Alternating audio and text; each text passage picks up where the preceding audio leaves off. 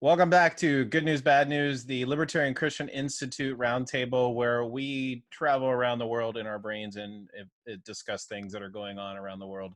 Specifically, in the land down under, Kerry, you are probably the most,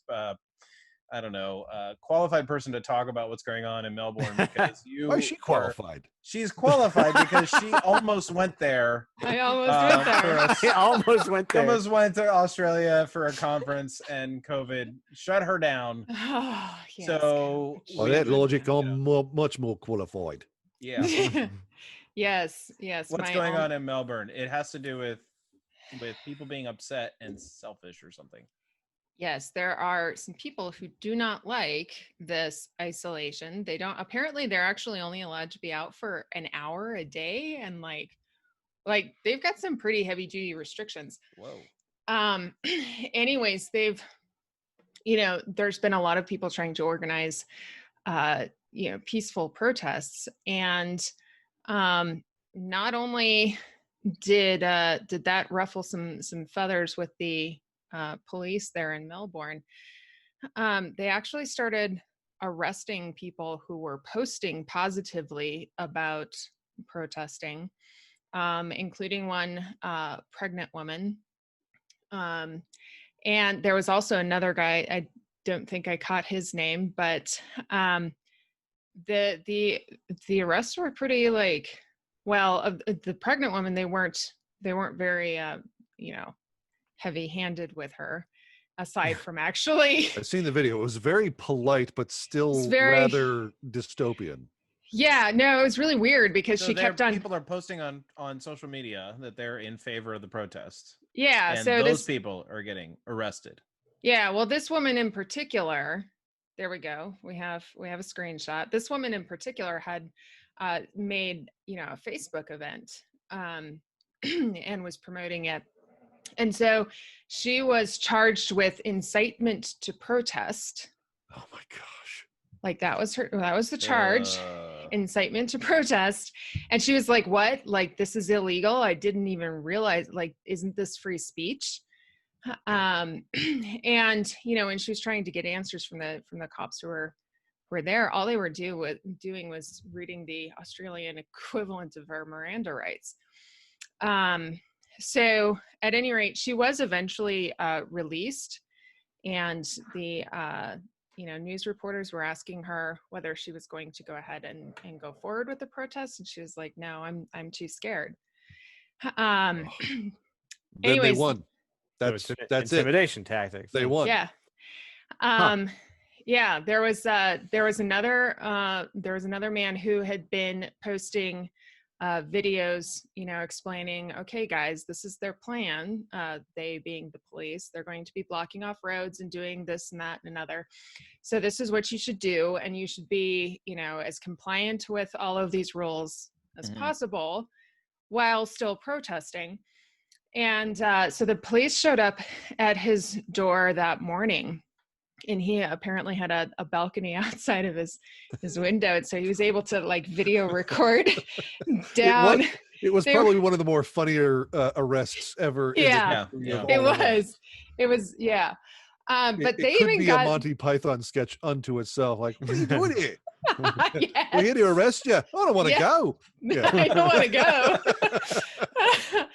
But they actually do that, mate. They actually got a battering ram and rammed down his door.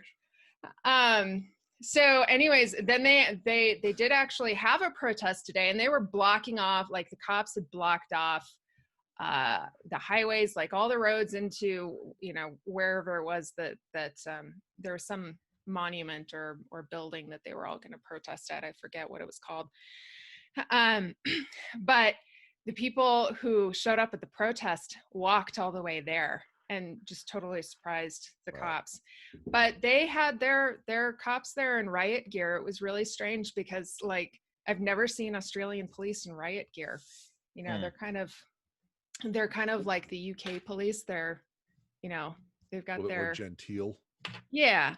But no, they were They were there ready. Did they even know how to use the battering ram, or was it like, you know, they did? They were reading the manual in the car. Yeah, right.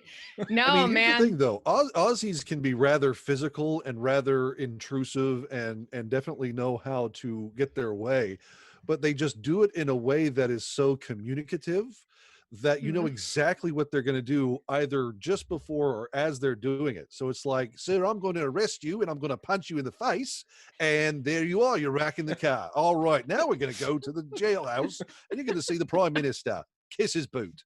You know, that's what it's going to be. So yeah, I apologize to all of our Australian friends. For your accent, or for telling them something about themselves? We're making vast swath assumptions about their lives and culture. So my accent was primo. But yeah, so the things that, you know, their police chief and Daniel Andrews, who's like the governor of the state of Melbourne, or however that works. They were all up there, you know, giving their press conferences, and they were like, these are just selfish people. They're not thinking about the community. They're not thinking about, you know, how they're impacting people and how they're hurting the entire community. And this is just selfish. And so they should be arrested. Well, can I share just a quick shot here? Let me share the screen one more time. I'm not going to play the video, and people can see this on the BBC if they want, but that is one of the protesters that is being masked, who is being arrested and masked at the same time. So quite literally muzzled and I mean, wow, it's absolutely ridiculous. And this was in Melbourne, and there's a lot of people that were just, I mean, look at all those cops on one or two guys, and they, I mean, these people they themselves are peacefully protesting about the lockdown measures that they have gone through. And I myself, I should say, I know a thing about protesting lockdowns, because frankly, I've organized quite a few of them, and have been to and spoken at many of them. So to think that I would go there and to have police treat me like this, I mean, thankfully in America, the majority of our police, I've talked to our sheriffs and our city police and others who have actually just said, yeah, we're on your side. This stuff is crazy. It's ridiculous. We're not going to arrest you. You're peacefully protesting. So to see the opposite end of this, however genteel it might be, it's still a big nanny boot on the neck of the regular Australian man. Yep. And pregnant woman. So. And pregnant woman. Yeah. Yeah, it's pretty sad. I mean, you kind of talked about what I was going to say there, Matt. It's like, well, at least in America, we have laws against this kind of thing. But that doesn't even, you know, prevent things like this from happening all over. So thankfully you've experienced peaceful non-retaliation against your protest by law enforcement. And you know, you've even met people of like mind in law enforcement. So at least we have that. This kind of goes back to something that I was saying a couple of weeks ago about the question of how does tyranny start?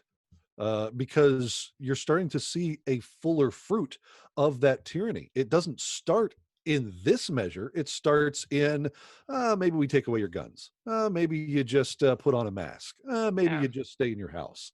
And then it just keeps going and going and going. And the people who stand up in the beginning phases of that are called names and are told that they're not protecting people, that they're being unreasonable and irrational and all these kinds of things. And, you know, we're the signposts at the beginning of tyranny saying, you don't want to go down this road. And this is the primary reason why. Yeah. Sort of moral culture can actually stand up and say, we're doing the right thing by arresting a pregnant woman who was organizing a peaceful protest, abiding by these ridiculous guidelines, but doing it in a way that nobody could really have any real moral outrage against. So you have one end of the society saying this is an outrage because a pregnant woman organized a peaceful protest? Are you kidding me?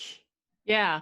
Well, and the chief was even like, yeah, I know arresting a pregnant woman is like bad optics. And I'm like, no, this isn't even. It's not about optics. Really? It's not about optics. Really? Yeah, that's what he said. We know it's bad optics, but what's funny is I'm ashamed of you, just by the way. Not you, but those other people. Yeah. Right. Like, Yeah, because if that were if the optics were really the thing of it, like you would have a lot of pregnant women getting away with tons of crimes because, well, hey, it's bad optics to arrest.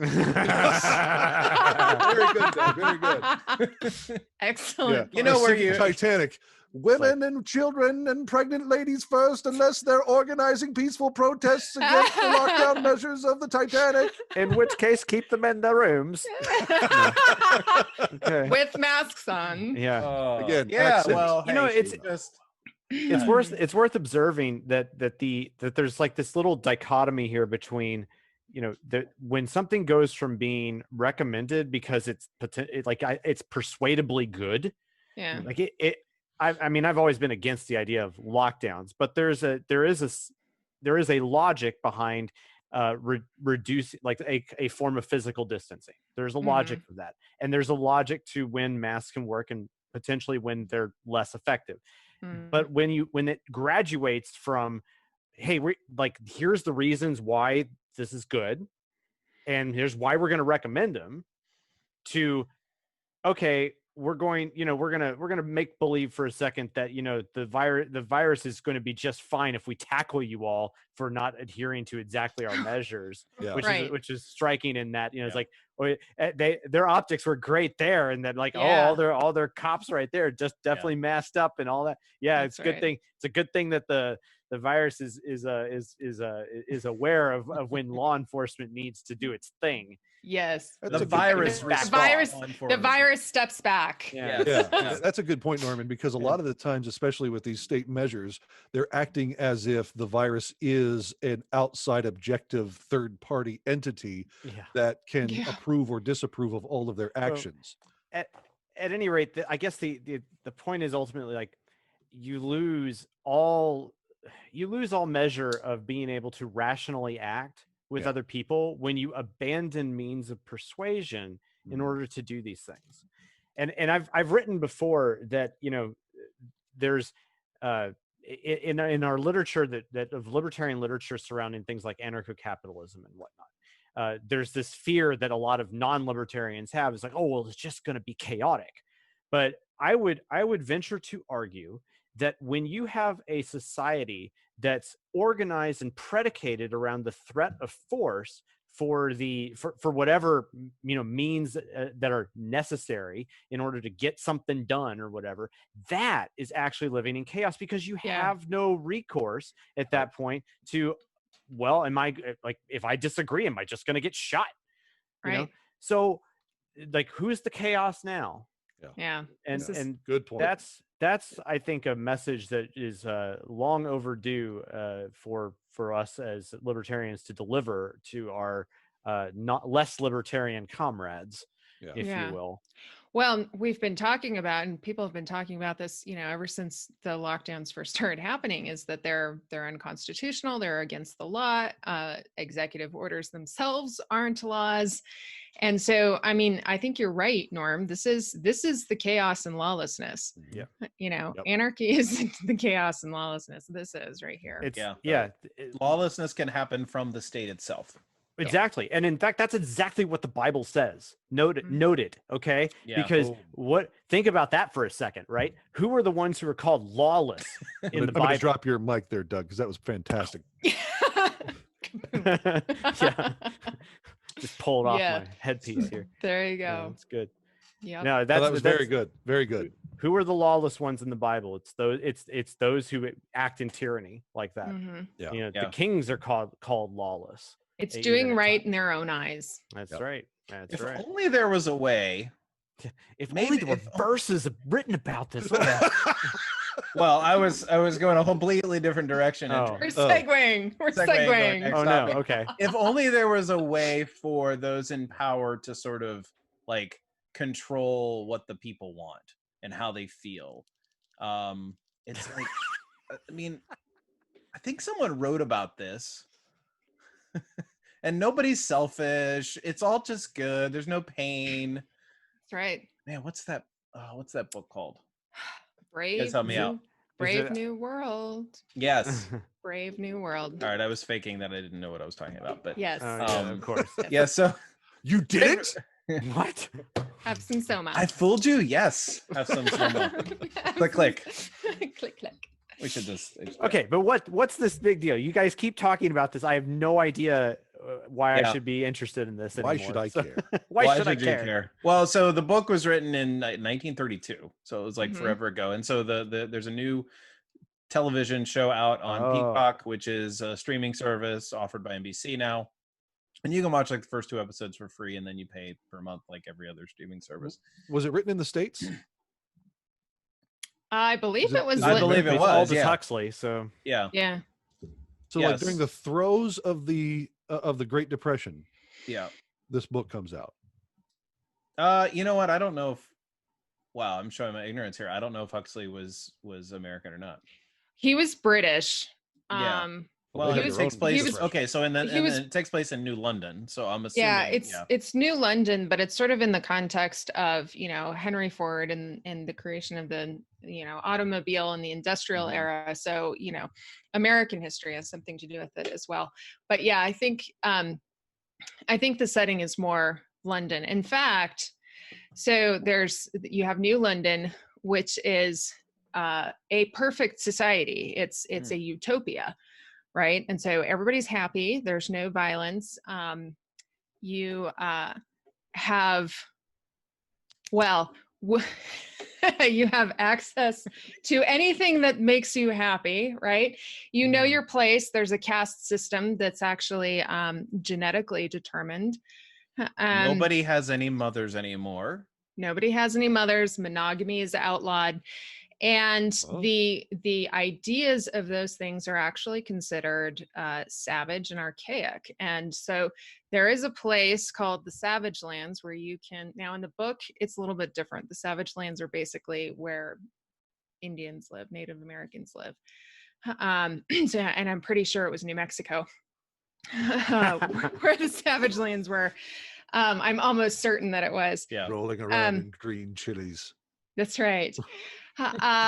So at any rate, the idea here with that Huxley wanted to convey was that, a dystopia, we usually think of a dystopia as being an absolutely horrible, oppressive sort of place where everybody's depressed and unhappy and, doing things that they don't want to do. And Huxley was like, not so. Like, you could be given everything that you could possibly want and have your place in the world, and that's still a dystopia. Be convinced you're happy. And be convinced you're happy. So, but the story goes now, the Peacock version of it is updated, to incorporate our modern technology. So there's like an AI element to it. But They have these really cool contact lenses. yes, they have very cool, like, Are there flying cars? no. Yeah. Oh, are there? Yeah. Oh, Yeah. that's right. Yeah. Well, it's yeah. not. It doesn't feature much, but they're there. Yeah. I only Yeah. watch futuristic movies if they have Yeah. flying cars. Yeah. They So have, so the contact lens thing. So there's this like all-seeing, all-powerful AI called Indra, and everybody is connected through these contact lenses that have these sort of like tentacles that go into your eye, and you have the ability to see what other people are doing at any time, and also see what they're seeing at any time. So it's like everybody is Big Brother, or has the Mhm. capability of being Big Brother, or whatever. that Or sounds the terrifying. Well, Actually, well, that's kind of the point of the writer doing this, but Yeah. yes, that's terrifying. And so the story, the problem in the story is predicated on a particular character realizing and experiencing something else other than this happiness that she's supposed to have. Yeah. And then she has certain relationships, meets other people, has different relationships with them, and it leads to this whole like maybe things should be different. And there's a lot of characters who are shall we say affected by the sort of events that happen, and again, we're not going to spoil it for anybody, but the writer Grant Morrison has really, I would say, written a piece of art. I mean, it's 9 episodes, and there are rumors of a second season. I don't know where they're going to take it, but written kind of a piece of art that sort of shows the dystopianness of happiness, like of being too happy. Like we want to be happy. We want to be shielded from, we want safe spaces. We want to be shielded from any kind of pain and anxiety. And, I've been clicking my pen here because there's this dispenser that everybody carries around with them, and they take these pills anytime anything like, is like anxiety producing or uncomfortable, they just pop a soma, and they're just like, oh, okay, now I'm back to like, proper levels is what they call it. Yeah. So it's very well done. It is adult themed, so fair warning. Watch out. So Yeah, fair fair warning. warning It on is that, and there will be some mature surprisingly audiences. adult, so mature audiences. But yeah, Kerry, I don't know what else you want to convey about it. I mean, we were kind of talking about the Melbourne, what's his face, talking about how people are selfish, and it's like considered selfish in New London, right? You have a monogamous relationship, and by monogamous, this is like intercourse for 3 times in a row with just the same person. Like that was considered selfish. That was as opposed to sharing yourself with the community. Right. Yeah. Ugh. Well, and they're conditioned, right? They're conditioned from, I know from birth. They're conditioned from birth. And like they have these phrases like, everybody belongs to everybody. So you're not your own property. You don't have a right to yourself. You don't have a right to your own thoughts. You don't have, there's no time for privacy, and privacy is selfish. And exercising any sort of individual autonomy or individual choice is considered selfish and damaging to the community. Dude, it's so like during this whole COVID-19 thing. Yes. That's what people have been saying. Yes. Is that you and trying to assert your individual rights is selfish. You're going to kill grandma. Yep. So, yeah. Well, and even in Brave New World, it isn't really about like asserting one's rights. It's just about feeling something different. It's about everyone else. It's not even that far. But I mean, it's taking very, that very hyperbole to its like fullest extent possible, and saying, it's absurd here. It's also absurd here. Yeah. Oh yeah, it is. And honestly, I kind of like, okay, I'm watching the first episode and I'm like, whoa, like it's establishing the wildness of this situation. Yeah. And I'm just like, how on earth do people who typically make these films are not going to be libertarian? How are these people producing this, not realizing they're creating a caricature of what we're dealing with today? Wow. And I'm just like, it's almost as if accidental maybe art. There's some subversion going on with the writer, and some of the people who are like, hey, we're making this, let's subvert some things and like make people realize that this is not the direction we want to go. Like this is a warning in disguised as art, right? Well, the trend in a lot of this sort of things these days is deconstruction, right? Yeah. So we'd have to kind of think about it, but they may be inadvertently, or perhaps they're doing it quite intentionally, through some form of deconstruction. They're attacking some of these things in a subtle way. Yeah. Well, there are definitely themes about, what would actually destroy the utopia, right? And those are things that are, things that we take for granted, for the idea that we own ourselves and that we're individuals and that we have choices, and that, I mean, it's so strange because the paradigm that they present with monogamy is that monogamy is a temptation. It's almost as, a sin. They don't have a religion, right? But that's how it's presented. And yet that's the thing that destroys it. It's very cool too that we're seeing these sorts of things coming back into popular culture on some level, because we have seen, in contrast, we haven't seen this stuff for some time, because like the real types of dystopian stuff that's been coming out is less idea driven, and more technology driven. So for instance, if we're Ready Player One is a dystopian novel, essentially, right?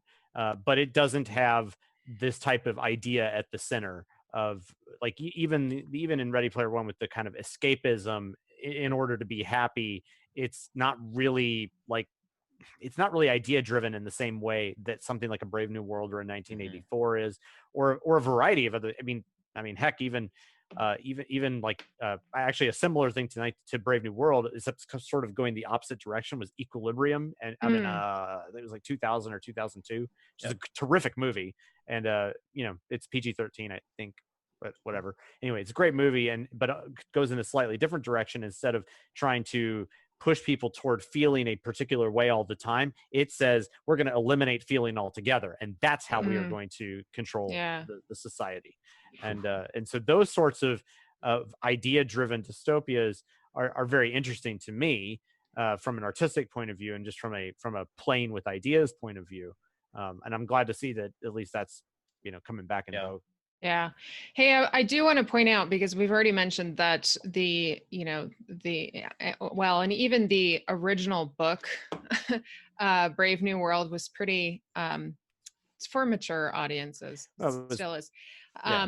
But the Peacock reimagination of it is definitely for mature audiences. But I want to point out that Sean Malone with Foundation for Economic Education did an Out of Frame episode on it that was published, I believe, this morning, or maybe it was yesterday. Yep. And it is completely linked in the show notes below. Yeah, that it's completely clean, and it gets across all of these messages and things. So you can, if you want to take a look at that and not deal with the mature content, I highly recommend Sean Malone's Out of Frame episode on it, because it's really good. Yeah. Sounds terrific. Well, that's all the time we have. Well, we could go on forever talking about all kinds of things. That's all the time we're going to take for this. So until then, stay autonomous. Right. Live free. Live That's free, right. flourish, stay autonomous, stay monogamous. Thanks for joining us. Some good news. Right.